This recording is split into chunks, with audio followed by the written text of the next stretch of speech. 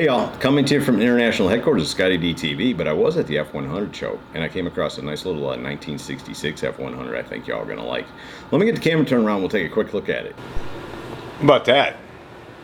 Not a crazy over the top custom truck. A lot of work, don't get me wrong, but you know, it's still got door handles and no chop. I mean, it doesn't need it, but you know my point is it's not crazy. It's just a good looking, what I'm calling a muscle truck. It's aggressive, but just slightly aggressive. Nice job up underneath. All the upgraded suspension and the good stuff to make it handle. And you know, I mean, there's no bumper on the back. It's all been molded in back there. Wheel choice is always personal, but you know, you can never go wrong with that torque thrust design. I dig the paint. I'm all about that two-tone silver. And I love this generation F100. I didn't know it, but you know, I went up there and hung around and checked out some of these Ford F100s, and yeah, no, I think they're cool. I really like them when they're patina.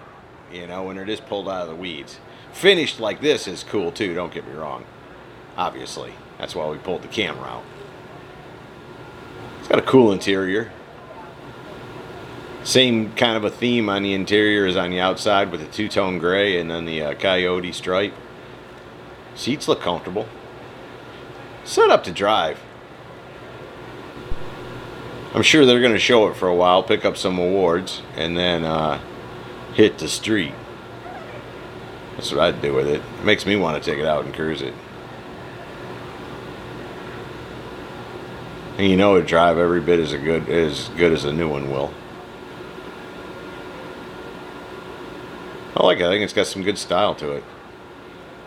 I like the satin finish inside the bed. I think that was a nice touch.